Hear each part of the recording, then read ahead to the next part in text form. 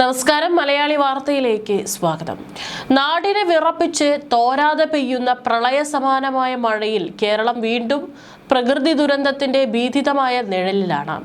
2018 മഹാപ്രളയത്തിന്റെ ഭീതിജനകമായ ഓർമ്മകളെ ഉണർത്തിക്കൊണ്ട് തെക്കൻ ജില്ലകൾ മുതൽ വടക്കൻ മലബാർ വരെ ഇടതടവില്ലാതെ പെയ്യുന്ന മഴ സംസ്ഥാനത്ത് പരക്കെ നാശനഷ്ടം വിതയ്ക്കുകയാണ്. പ്രധാന പുഴകളെല്ലാം കരകവിഞ്ഞൊഴുകുകയും ഡാമുകളിലെ ജലനിരപ്പ് അടിയന്തര മുന്നറിയിപ്പ് വരമ്പിലേക്ക് എത്തുകയും ചെയ്തതോടെ വീണ്ടും ഒരു സംസ്ഥാനതല പ്രളയ ഭീതിയാണ് പടർന്നു പിടിക്കുന്നത്.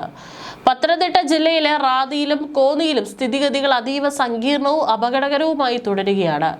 രാത്രി മുഴുവൻ പെയ്തിറങ്ങിയ അതിതീവ്ര മഴയിൽ റാന്നിയിലെ പല പ്രദേശങ്ങളും പൂർണ്ണമായും ഒറ്റപ്പെട്ടുപോയി.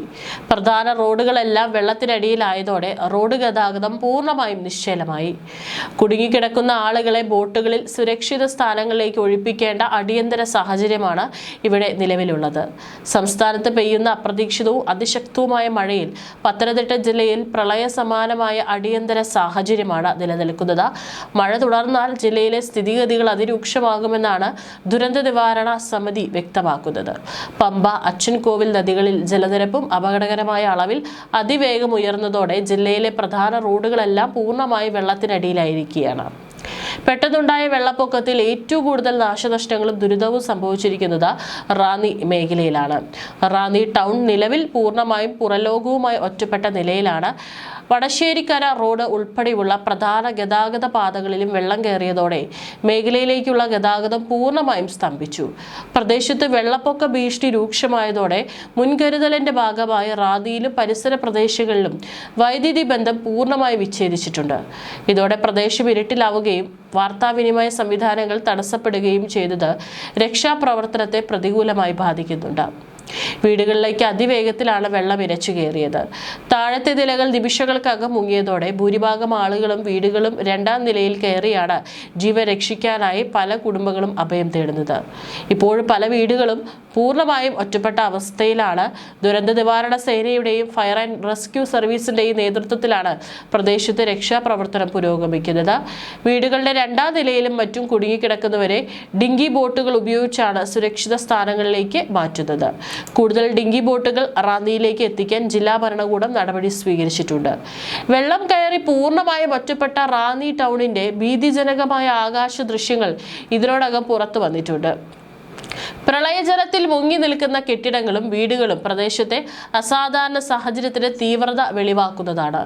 പമ്പയിലെ അരയാഞ്ഞിലി മണ്ണ് കോസ്ട്രോ പൂർണ്ണമായി വെള്ളത്തിനടിയിലായി. വെള്ളപ്പൊക്കവും അതിവേഗം നാശം വിതച്ചതോടെ റാന്നി ടൗണിലെ വ്യാപാര സ്ഥാപനങ്ങളിൽ ഭൂരിഭാഗത്തിലും വെള്ളം കയറി.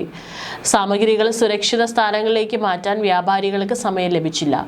കോടിക്കണക്കിന് രൂപയുടെ നാശനഷ്ടങ്ങളാണ് ചുരുങ്ങിയ മണിക്കൂറുകൾക്കുള്ളിൽ മേഖലയിലെ വ്യാപാരികൾക്ക് ഉണ്ടായിട്ടുള്ളത്.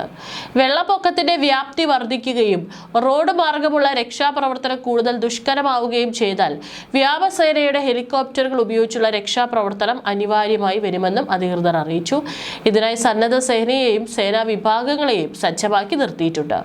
പമ്പയ്ക്ക് പുറമെ അച്ചൻകോവിലാറ്റിലും കക്കാട്ടിലും അപകടനില കടന്ന് ജലനിരപ്പ് ഉയരുന്നത് പത്തനംതിട്ടയുടെ മറ്റു പ്രദേശങ്ങളിലേക്കും പ്രളയഭീതി പടർത്തുന്നുണ്ട്. നദീതീരങ്ങളിൽ താമസിക്കുന്നവരോടും താഴ്ന്ന പ്രദേശങ്ങളിലുള്ളവരോടും എത്രയും വേഗം ദുരിതാശ്വാസ ക്യാമ്പുകളിലേക്ക് മാറാൻ ജില്ലാ ഭരണകൂടം കർശന നിർദ്ദേശം നൽകി. മഴ നിലയ്ക്കാതെ തുടരുകയാണെങ്കിൽ വരും മണിക്കൂറുകളിൽ പത്തനംതിട്ടയിലെ സ്ഥിതി അതിസങ്കീർണമാകുമെന്നാണ് കാലാവസ്ഥാ നിരീക്ഷണ കേന്ദ്രത്തിന്റെ മുന്നറിയിപ്പ്.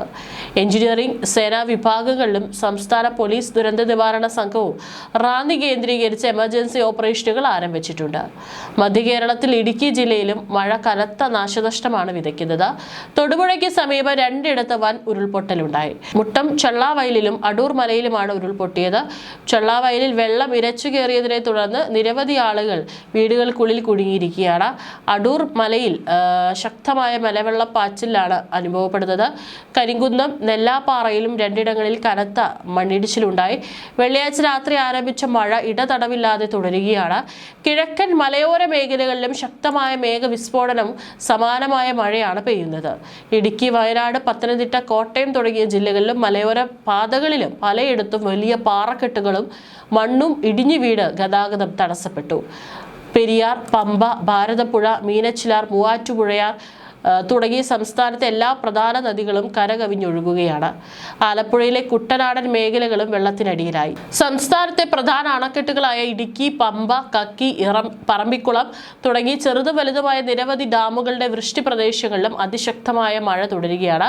ജലനിരപ്പ് റൂൾ കർവ് പരിധിയിലെത്തിയതോടെ വിവിധ ഡാമുകളുടെ ഷട്ടറുകൾ ഘട്ടം ഘട്ടമായി ഉയർത്തി വെള്ളം പുറത്തേക്ക് ഒഴുക്കിവിടുന്നുണ്ട്. ഡാമുകൾ തുറന്നതും നദികളിലെ ഒഴുക്ക് കടുത്തതും തീരദേശവാസികളിൽ വലിയ പരിഭ്രാന്തി സൃഷ്ടിച്ചിട്ടുണ്ട്. അറബിക്കടലിൽ ഉയർന്ന കാറ്റും അതിതീവ്ര ന്യൂനമർദ്ദ രൂപീകരണവും പ്രകൃതിയെ കൂടുതൽ രൂക്ഷമാക്കുകയാണ്. കടൽ അതിശക്തമായി പ്രക്ഷുബ്ധമായതിനെ തുടർന്ന് തീരദേശങ്ങളിൽ കടലാക്രമണം രൂക്ഷമായി തുടരുന്നു. വിഴിഞ്ഞം, പൊന്നാനി, വൈപ്പിൻ, കണ്ണൂർ തീരങ്ങളിൽ കൂറ്റൻ തിരമാലകൾ അടിച്ചു കയറി നിരവധി വീടുകൾക്ക് ഭാഗികമായി കേടുപാടുകൾ സംഭവിച്ചു. മത്സ്യത്തൊഴിലാളികൾ യാതൊരു കാരണവശാലും കടലിൽ പോകരുതെന്നും നിർദ്ദേശമുണ്ട്. തിരുവനന്തപുരം നഗരത്തിലെ തമ്പാനൂർ ഉൾപ്പെടെയുള്ള പ്രധാന കേന്ദ്രങ്ങളും കൊച്ചി, കോഴിക്കോട് നഗരപാതകളും പൂർണ്ണമായി വെള്ളത്തിനടിയിലായി. നഗരങ്ങളിൽ വെള്ളക്കെട്ട് രൂക്ഷമായതോടെ ഗതാഗത സർവീസുകൾ തടസ്സപ്പെട്ടു. നഗരങ്ങളിൽ വാഹനങ്ങൾ വെള്ളത്തിൽ മുങ്ങുകയും വൈദ്യുതി ലൈനുകൾ ഒടിഞ്ഞു വീണ് മണിക്കൂറുകളോളം വൈദ്യുതി ബന്ധം വിച്ഛേദിക്കപ്പെടുകയും ചെയ്തു. ദുരന്ത സാധ്യത കണക്കിലെടുത്ത് സംസ്ഥാന ദുരന്ത നിവാരണ അതോറിറ്റിയുടെയും റവന്യൂ വകുപ്പിന്റെയും നേതൃത്വത്തിൽ അടിയന്തര രക്ഷാപ്രവർത്തനങ്ങൾ ആരംഭിച്ചു. ദേശീയ ദുരന്ത നിവാരണ സേനയുടെ വിവിധ ടീമുകളെ പത്തനംതിട്ട, ഇടുക്കി ഉൾപ്പെടെയുള്ള ജില്ലകളിൽ വിന്യസിച്ചിട്ടുണ്ട്. തദ്ദേശ സ്വയംഭരണ സ്ഥാപനങ്ങളുടെ മേൽനോട്ടത്തിൽ ദുരന്ത ബാധിതരെ മാറ്റിപ്പാർപ്പിക്കാൻ നൂറുകണക്കിന് ദുരിതാശ്വാസ ക്യാമ്പുകൾ തുറന്നു. അടുത്ത 24 മുതൽ 48 മണിക്കൂർ വരെ സംസ്ഥാനത്ത് അതിശക്തമായ മഴ തുടരാൻ സാധ്യതയുള്ളതിനാൽ ജനങ്ങൾ പൂർണ്ണ ജാഗ്രത പാലിക്കണമെന്ന് സർക്കാർ വ്യക്തമാക്കി. മലയോര മേഖലകളിലേക്കുള്ള അനാവശ്യ യാത്രകൾ പൂർണ്ണമായി ഒഴിവാക്കാനും ഉരുൾപൊട്ടൽ, വെള്ളപ്പൊക്ക ഭീഷണിയുള്ള പ്രദേശങ്ങളിൽ നിന്ന് അധികൃതർ നൽകുന്ന നിർദ്ദേശാനുസരണം സുരക്ഷിത സ്ഥാനങ്ങളിലേക്ക് മാറ്റിപ്പാർപ്പിക്കാനും ദുരന്ത നിവാരണ അതോറിറ്റി അഭ്യർത്ഥിച്ചു. സംസ്ഥാനത്ത് പെയ്തിറങ്ങുന്ന കനത്ത മഴയിൽ വ്യാപക നാശനഷ്ടങ്ങളും പ്രളയ സമാനമായ സാഹചര്യവും നിലനിൽക്കെ ദുരന്ത നിവാരണ പ്രവർത്തനങ്ങൾ ഊർജിതമാക്കി സർക്കാർ. സംസ്ഥാനത്ത് മഴക്കെടുതിയിൽ ഇതുവരെ 3 മരണങ്ങൾ റിപ്പോർട്ട് ചെയ്തു. ദുരന്ത നിവാരണ പ്രവർത്തനങ്ങൾ ഏകോപിപ്പിക്കുന്നതിന്റെ ഭാഗമായി റവന്യൂ മന്ത്രി, ചീഫ് സെക്രട്ടറി, ജില്ലാ കളക്ടർമാർ എന്നിവരുമായി സംസാരിച്ചതായി മുഖ്യമന്ത്രി അറിയിച്ചു. സംസ്ഥാനത്തിന്റെ വിവിധ ഭാഗങ്ങളിൽ അവിശ്രമം പെയ്യുന്ന ശക്തമായ മഴയിൽ മലയോര മേഖലകളിൽ മണ്ണിടിച്ചിലും ഉരുൾപൊട്ടലും റിപ്പോർട്ട് ചെയ്തിട്ടുണ്ട്. ദുരന്ത നിവാരണ പ്രവർത്തനങ്ങൾ റവന്യൂ മന്ത്രി നേരിട്ട് ഏകോപിപ്പിക്കുമെന്നും മുഖ്യമന്ത്രി വ്യക്തമാക്കി. നിലവിലെ അടിയന്തര സാഹചര്യം വിലയിരുത്തുന്നതിനായി റവന്യൂ മന്ത്രി ഇന്ന് ജില്ലാ കളക്ടർമാരുടെ പ്രത്യേക യോഗം വിളിച്ചു ചേർത്തിട്ടുണ്ട്. ദേശീയ ദുരന്ത പ്രതികരണ സേനയും സംസ്ഥാന പോലീസ് സേനയും ഏത് അടിയന്തര സാഹചര്യവും നേരിടാൻ പൂർണ്ണ സജ്ജമാണ്. ദുരന്തത്തിൽ പരിക്കേറ്റവർക്ക് മികച്ച ചികിത്സ ലഭ്യമാക്കാനും ദുരന്തബാധിതരുടെ പുനരധിവാസ പ്രവർത്തനങ്ങൾ അതിവേഗത്തിലാക്കാനും സർക്കാർ തത്വത്തിൽ തീരുമാനമെടുത്തിട്ടുണ്ട്. മഴ കനത്തതോടെ ഇടുക്കി, പത്തനംതിട്ട, കോട്ടയം ജില്ലകളിലാണ് ഏറ്റവും ഉയർന്ന തോതിലുള്ള നാശനഷ്ടങ്ങൾ രേഖപ്പെടുത്തിയിട്ടുള്ളത്. ഇടുക്കി കുടയത്തൂർ, അടൂർ മലയിലുണ്ടായ ഭീകരമായ ഉരുൾപൊട്ടലിലും വീട് തകർന്നു വീട്ടമ്മ മരിച്ചിട്ടുണ്ട്. വീടിന് മുകളിലേക്ക് മണ്ണിടിഞ്ഞ് വീണ് പരിക്കേറ്റ് വിശ്രമത്തിലായിരുന്ന യുവാവിനും ദാരുണ അന്ത്യം സംഭവിച്ചു.